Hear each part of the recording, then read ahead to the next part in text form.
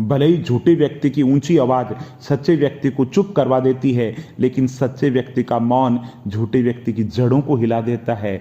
यदि आप नेक लोगों की संगत में हैं तो आपको हमेशा भलाई मिलेगी, क्योंकि हवा जब फूलों से गुजरती है तो वह भी खुशबूदार हो जाती है। और दर्द मिलना स्वाभाविक है, लेकिन इस दर्द से आप दुखी हैं या नहीं, ये केवल आपके हाथ में है।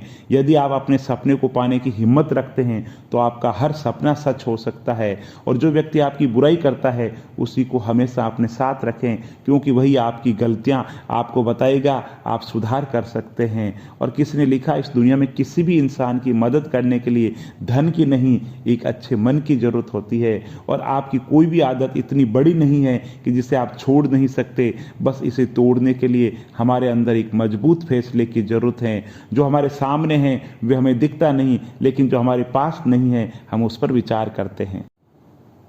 पेट में गया विष केवल एक मनुष्य को मारता है, परंतु कान में गया हुआ विष कई संबंधों को मार देता है। जिनके पास ये तीन चीजें हैं उसे कोई हरा नहीं सकता: ठंडा दिमाग, मीठी जुबान और नरम दिल। सत्य केवल उन लोगों के लिए कड़वा होता है जो लोग झूठ में रहने के आदी हो चुके हैं। जिस दिन आपको पता चल गया कि आपके विचार कितने शक्तिशाली है, तो उस दिन के बाद आप कभी भी नकारात्मक सोच नहीं रखेंगे। हर अनुभव कुछ न कुछ सिखाता है, इसलिए हर अनुभव महत्वपूर्ण है। हम अपनी गलतियों से भी बहुत कुछ सीख सकते हैं। अपने दिमाग को इस प्रकार तैयार करो कि हर परिस्थिति के अंदर शांत रहें। अपने जीवन में आलोचना और प्रशंसा दोनों को स्वीकार करें, क्योंकि एक फूल तभी बेहतरीन ढंग से उगता है जब उसे बारिश और धूप दोनों मिलती है। और जीवन में सबसे अच्छा सबक आप सीख सकते हैं कि कैसे जीवन के अंदर हर परिस्थितियों के अंदर शांत रहना है।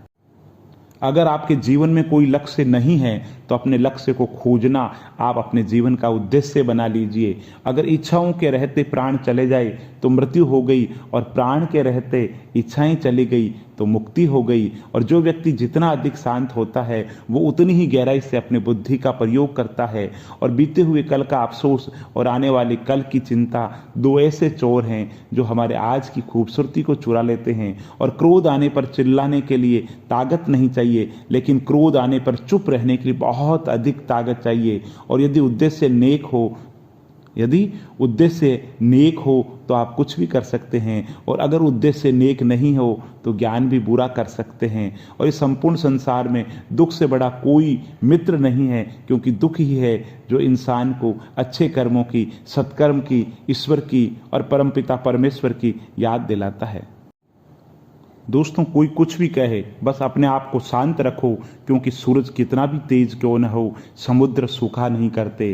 प्यार और आदर दो ऐसे उपहार हैं, अगर सभी को देने लग जाओगे तो बेजुबान भी झुक जाते हैं। और अगर दिशा दिखाने वाला सही हो तो दीपक का प्रकाश भी सूर्य का कार्य करता है। और अगर तुम अपने जीवन के सारे प्रश्नों के उत्तर चाहते हो तो ये सभी प्रश्न तुम खुद से करो, सवालों के जवाब मिल जाएंगे। और संसार की समस्त समस्याओं का समाधान इन्हीं के अंदर है। और जिस दिन तुम्हें अपना मूल्य पता लग गया, उस दिन के बाद तुम किसी के द्वारा की गई निंदा या प्रशंसा से मुक्त हो जाओगे।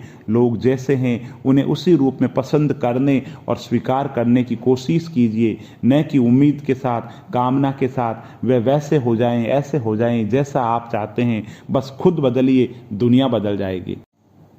अगर आप उन चीज़ों की कद्र नहीं करते हैं जो आपके पास है, तो फिर आपको जीवन के अंदर कभी भी खुशी नहीं मिल सकती।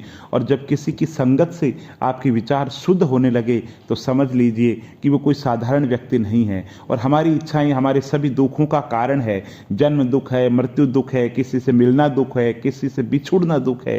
ये संसार दुखों की नगरी है। भगवान बुद्ध कहते हैं, दुख का कारण है तृष्णा, अनंत इच्छाएं, इच्छा खत्म हो जाएगी, जीवन के सारे दुख खत्म हो जाएंगे। और हमारे जीवन का सबसे बड़ा उपहार है स्वास्थ्य, और सबसे बड़ा धन है संतोष, और वफादारी, निष्ठा सबसे बड़ा संबंध है।